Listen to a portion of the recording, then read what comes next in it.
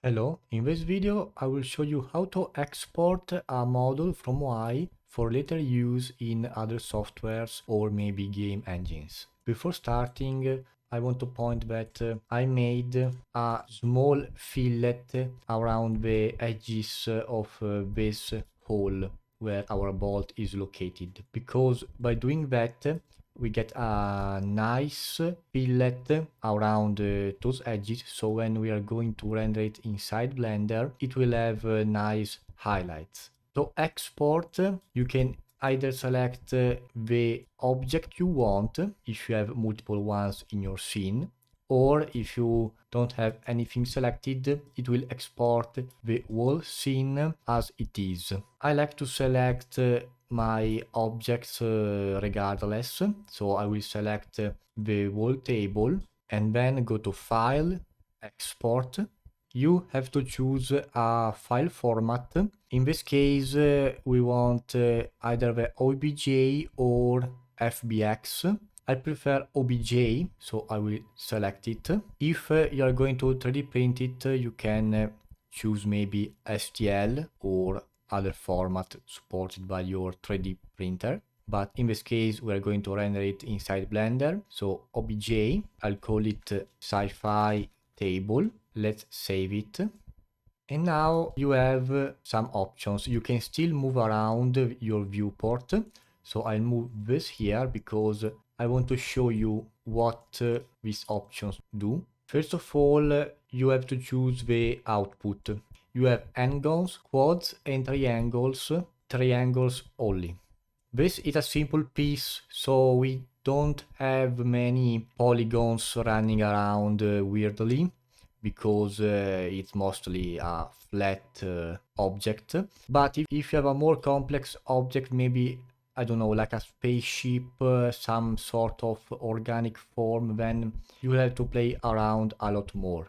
Let's take a look at the bolts area here, because the other sides are pretty simple. In general, you want triangles only if you are going to export it directly to a game engine, because the mesh will be triangulated anyway. N-gons, it could be an option for certain softwares, but you usually want quads and triangles, because N-gons can create shading issues in many 3D softwares, and I know that Blender doesn't always work well with N-gons, especially if you enable the shade smooth, so I will go with quads and triangles. And if you notice, I will do a quite good job in making those quads. As you can see, we have this nice quads running around the hole. We have a triangle fan here, but you can always choose to have fewer polygons, like very low poly, or a lot of polygons. Obviously, the level of details will change accordingly. For example, let's take a look at the fillet here. I'll go with a lot of polygons, and it's very smooth, but with fewer polygons we get those jagged curve that doesn't look good. Usually the sweet spot is in the middle, like this for example. I don't really care about polygons because I'm going to render it with cycles, so if you want you can even ramp it to a maximum, but it's a waste. I'll go like this in the middle, and then I will enable weld vertices along edges. That's to prevent artifacts and other bad things to happen. I recommend to leave it on. So you have other options here, such as the angle, divide larger than, avoid smaller than. These are all values in degrees. They are quite advanced for this tutorial, but in general I never touch them because I don't really need them. That is if you really want to optimize your mesh even further, then you can say like divide larger than, you insert an angle and then you switch to planes because we don't really have curves, and as you can see the topology is changing, and in this case it will add more straight lines. But in any case, what is important is the angle. Either change the slider, as you can see the angle is changing because the subdivisions are based on the angle. The more polygons you have, the smaller will be the angle at which they will be subdivided, and vice versa. Okay. And here on the top right panel, you can see the poly count.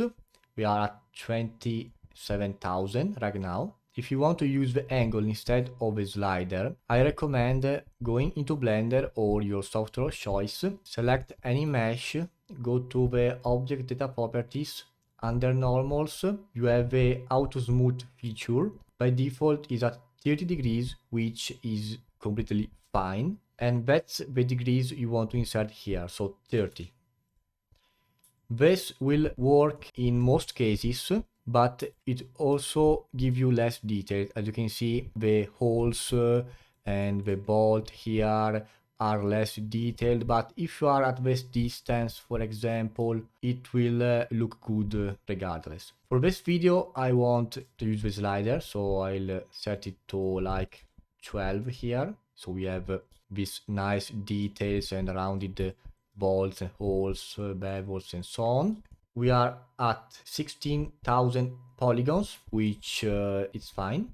And you can also display the object only with the shaded view, so we can see those nice fillets, the wireframe or shaded plus edges. Okay, when we are ready, we can hit the OK button and it will export the mesh.